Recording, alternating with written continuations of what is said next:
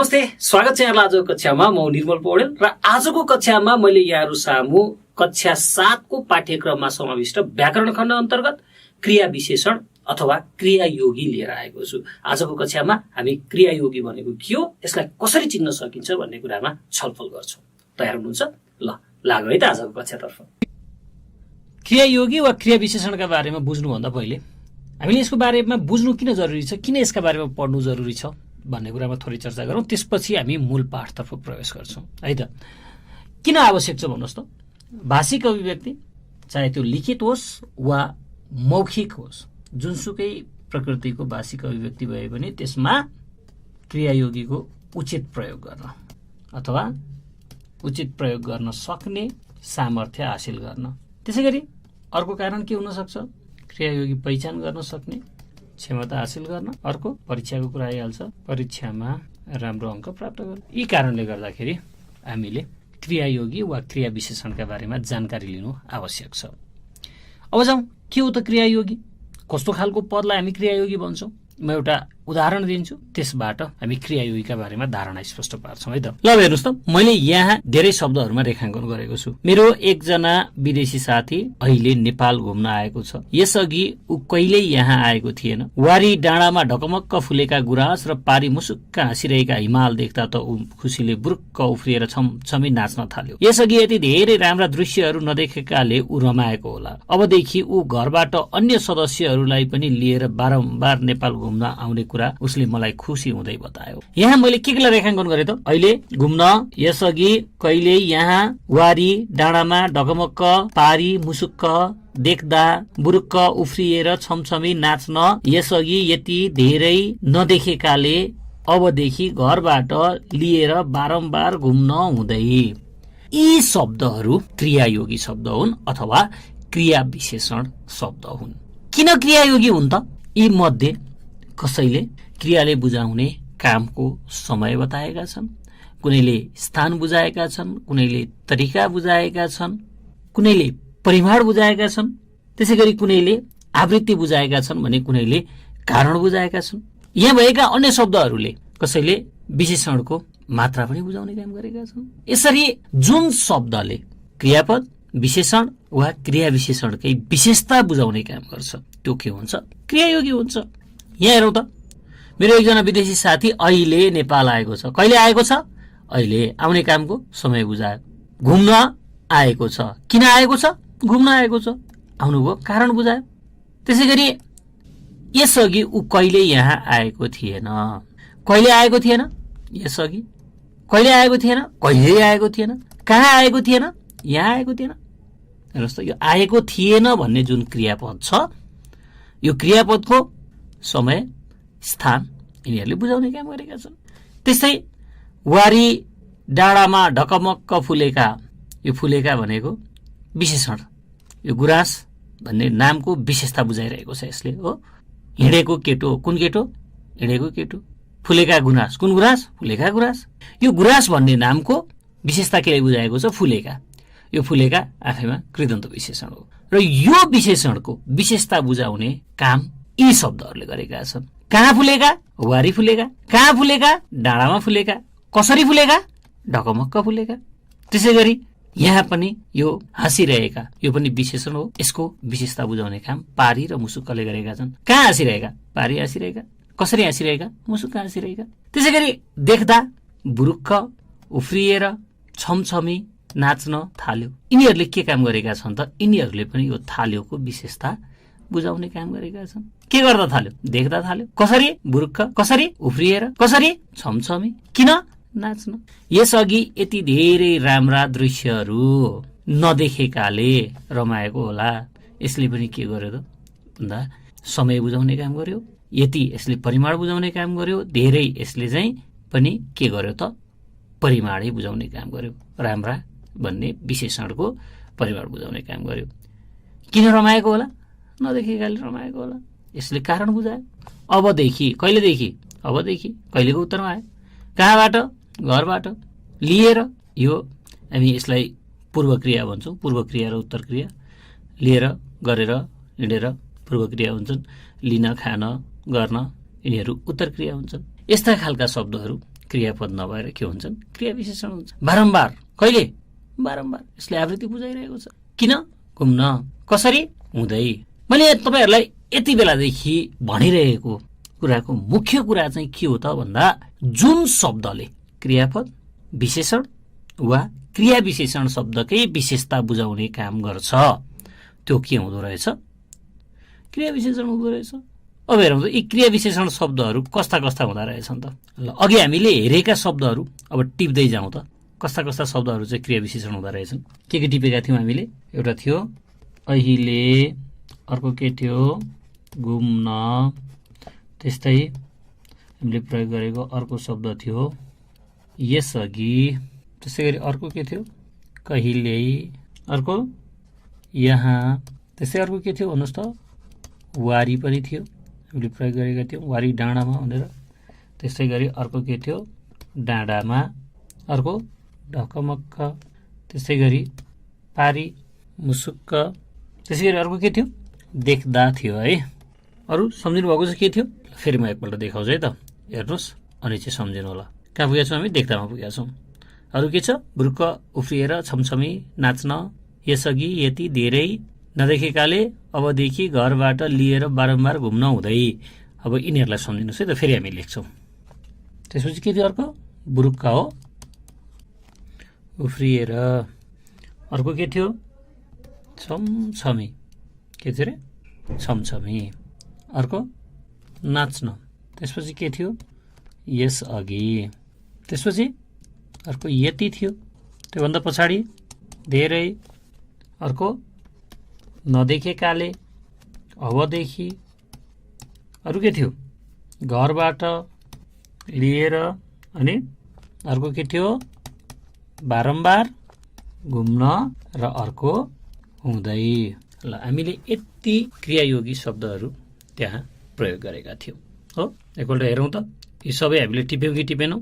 सबै शब्दहरू आए। अब त्यसपछि यी शब्दहरूबाट चाहिँ अब हामी के रहेछ क्रिया विशेषण भन्ने कुरामा र क्रिया विशेषणको प्रकार कतिवटा हुँदो रहेछ त, कति प्रकारका हुँदो रहेछन् क्रिया विशेषण शब्दहरू भन्ने कुरामा छलफल गरौँ। अब सबभन्दा पहिले हामी यहाँ प्रश्नहरू गर्दै जाउँ है। कस्ता खालका प्रश्नको उत्तरमा यस्ता खालका शब्दहरू आउँदा रहेछन् त। पहिला राखौँ ल, अहिले। कहिले? अहिले। यो कहिले भन्ने प्रश्नको उत्तरमा आउने शब्दहरूले समय बुझाउँछन्। कहिले? अहिले, यसअघि, कहिल्यै। फेरि यहाँ अर्को यसअघि आएको छ, कहिले? यसअघि, कहिले? अबदेखि, कहिले? बारम्बार। कहिलेको उत्तरमा आउने शब्दहरू के हुँदा रहेछन्? समयवाचक क्रियायोगी हुँदा रहेछन् हो। समयवाचक क्रियायोगी। कहिलेको उत्तरमा आउने? कहिले? अहिले, कहिले? यसअघि, कहिले? कहिल्यै, कहिले? बारम्बार, कहिले? अबदेखि। यिनीहरूले चाहिँ के गर्छन् त भन्दा जहिले पनि क्रियापदले बुझाउने कामको समयलाई बुझाउने काम गर्छन्। त्यो कहिले भयो त भन्ने कुरालाई यिनीहरूले बुझाउँछन् है। त्यसको विशेषता बुझाउन आउँछन्। क्रियापदको थप समय बुझाउनका लागि यिनीहरू आउने गर्छन्। यस्ता क्रियायोगी शब्दहरूलाई हामी के भन्छौँ? समयवाचक क्रियायोगी भन्छौँ। त्यसै गरी अर्को हेरौँ, कहाँ भन्ने प्रश्न गरेर हेरौँ है त। दोस्रो नम्बरमा कहाँ? कहाँ? यहाँ, वारी, डाँडामा, पारी। अरू केही छ? छैन। कहाँले केलाई बुझायो? यहाँ, वारी, डाँडामा, पारी। यसले स्थानलाई बुझायो भनेपछि कहाँको उत्तरमा आउने क्रियायोगी के हुँदो रहेछ? स्थानवाचक क्रियायोगी। त्यसै गरी अर्को हेरौँ, तेस्रोमा कसरी भन्ने प्रश्न गरौँ। कसरी भन्नुहोस् त? ढकमक्क, मुसुक्क, बुरुक्क, छमछमी। यिनीहरूले के गरे त? काम गराइको रीति वा तरिका बुझाए। भनेपछि यस्तो खालको रीति बुझाउने वा तरिका बुझाउने क्रियायोगीलाई हामी के भन्छौँ? रीतिवाचक क्रियायोगी। मुसुक्क हाँस्यो। कसरी हाँस्यो? मुसुक्क हाँस्यो। हाँस्ने कामको तरिका बुझायो। म बुरुक्क उफ्रन्छु। कसरी उफ्रन्छु? बुरुक्क उफ्रन्छु। उफ्राइको तरिका बुझायो। यसरी क्रियापदले बुझाउने कामको तरिका बुझाउने क्रियायोगीहरू के हुन्छन्? रीतिबोधक अथवा रीतिवाचक क्रियायोगी हुन्छन्। त्यसै गरी अर्को प्रश्न हेरौँ, चौथोमा कति, यति धेरै उसले धेरै खायो, धेरै गुलियो चकलेट पनि स्वास्थ्यका लागि राम्रो हुँदैन। कति गुलियो? धेरै गुलियो। यो कतिको उत्तरमा आउने शब्दले यदि क्रियापदको अथवा विशेषणको वा क्रिया विशेषणको परिमाण बुझाउँछ भने त्यति बेला त्यो के हुन्छ? परिमाणबोधक अथवा परिमाणवाचक क्रियायोगी हुन्छ। त्यसै गरी अर्को हेरौँ, किन अथवा के गरेर अथवा के गर्दा भन्ने प्रश्नको उत्तरमा आउने शब्द। किन घुम्न, किन नाच्न, के गर्दा देख्दा, के गरेर उफ्रिएर, के गरेर लिएर, किन घुम्न। त्यसै गरी हामीले कसरी भन्ने प्रश्न पनि गर्न सक्छौँ हुँदै। यो क्रिया जस्तो देखिन्छ तर वास्तवमा यो क्रिया होइन है। यसरी क्रिया जस्ता देखिने तर क्रियापदको काम नगर्ने, वाक्य नटुङ्ग्याउने, तर त्यसका सट्टामा आएर विशेषण, क्रिया विशेषण वा क्रियापदको विशेषता बुझाउने, तिनीहरूको कारण, प्रयोजन अथवा अवस्था बुझाउने शब्दहरू चाहिँ के हुन्छन् त भन्दा कृदन्तबोधक अथवा कृदन्तवाचक क्रियायोगी हुन्छन्। यिनीहरूले के गर्ने रहेछन् भन्नुहोस् त? क्रियापद, विशेषण वा क्रिया विशेषणको कारण, प्रयोजन अथवा अवस्था आदि बुझाउने काम गर्दा रहेछन्। त्यसै गरी यो बारम्बार तपाईँले देख्नुभएको छ है। अघि मैले कहिले भने, कहिले भन्दाखेरि पनि यिनीहरूको उत्तर सहजै प्राप्त हुन सक्छ। कहिले, यिनीहरूलाई कहिले भन्दा पनि कति पटक भन्ने हिसाबले चाहिँ हामीले गर्नुपर्छ। यिनीहरूले यदि आवृत्ति बुझाउँछन् भने जस्तो बारम्बार, त्यसै गरी अर्को प्रायः, यदा कदा, प्रति हप्ता, कहिलेकाहीँ, यो कति पटक भन्ने प्रश्नको उत्तरमा एकपल्ट, दुईपल्ट, पाँचपल्ट, प्राय, यदाकदा, प्रति हप्ता, प्रति वर्ष, सरसर्ती हेर्दाखेरि कहिले भनेर पनि सोध्न सकिन्छ। त्यो कहिले भनेर सोद्धाखेरि पनि अथवा कति पटक भन्दा यिनीहरूले आवृत्ति बुझाउँछन् भने है, आवृत्ति बुझाउने, यसलाई चाहिँ कति पटक भन्ने प्रश्न गरौँ।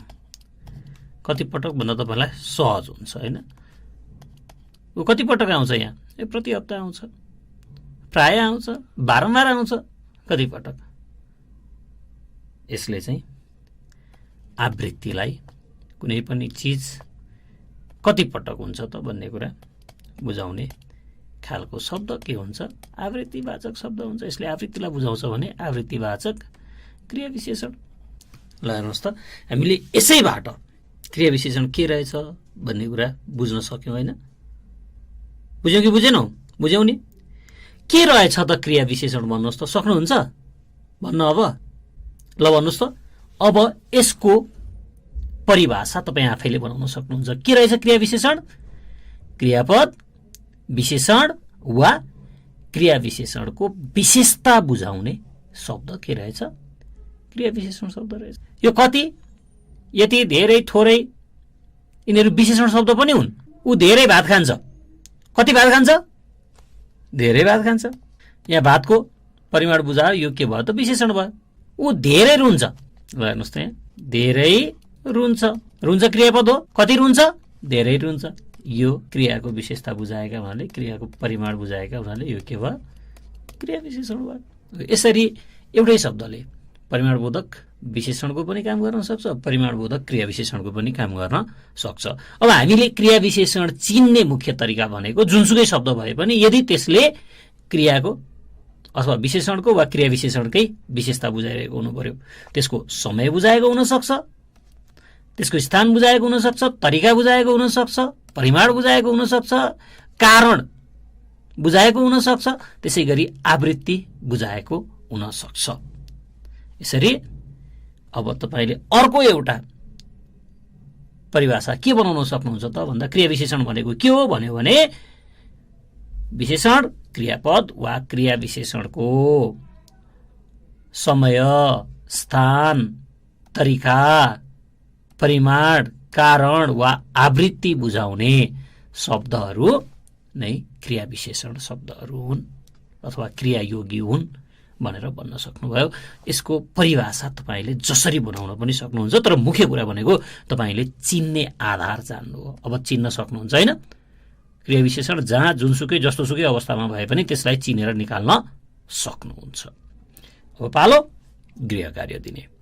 आफ्नो पाठ्यपुस्तकका पाठहरूबाट 10 वटा क्रियायोगी टिपी वाक्यमा प्रयोग गर्नुहोस् है। अर्थ खुल्ने गरी, फेरि वाक्यमा प्रयोग गर्ने भने जथाभावी गरिदिने होइन। एउटा गृह कार्य। अब अर्को पनि एउटा गृह कार्य दिन्छु है त। आफ्नो पाठ्यपुस्तक वा अन्य सन्दर्भ पुस्तक 30 वटा भने है, तपाईँको क्रिया विशेषण शब्दहरू धेरै हुन्छन्, त्यस कारणले तपाईँलाई 30 वटा क्रियायोगी अथवा क्रिया विशेषण पहिचान गरी, यसलाई पहिचान गर्नु पर्यो, पहिला चिन्नु पर्यो। तिनीहरूको प्रकार विभाजन। यो प्रकार विभाजन भनेको चाहिँ वर्गीकरण है, कुन कुन प्रकारमा पर्छन् तिनीहरू भन्ने कुरा वर्गीकरण गर्नुहोस्। यति कुरा गर्न सकिन्छ। तपाईँलाई मैले यो दिएको गृह कार्य खुला प्रकृतिको छ है। मैले यहाँ लेखिदिएका केही सीमित शब्दहरू मात्रै पहिचान गर्नुभन्दा पनि यहाँ मैले जति लेखेको छु ती कुराहरू त पहिचान गर्न सक्ने हुनुभयो मैले दिएको अनुच्छेदमा। त्योभन्दा बाहेक आफ्नो पाठ्यपुस्तकबाट स्वतन्त्र हिसाबले खोज्नुहोस्। पहिलो गृह कार्य भनेको 10 वटा खोज्नुहोस् र तिनीहरूलाई त्यहाँ भएका भन्दा त्यही भएका वाक्य सार्ने होइन, आफूले मौलिक वाक्य बनाउनु पर्यो। यिनीहरूको अर्थ खुल्ने गरी, क्रियायोगी शब्दहरूको अर्थ खुल्ने गरी वाक्यमा प्रयोग गर्नु पर्यो।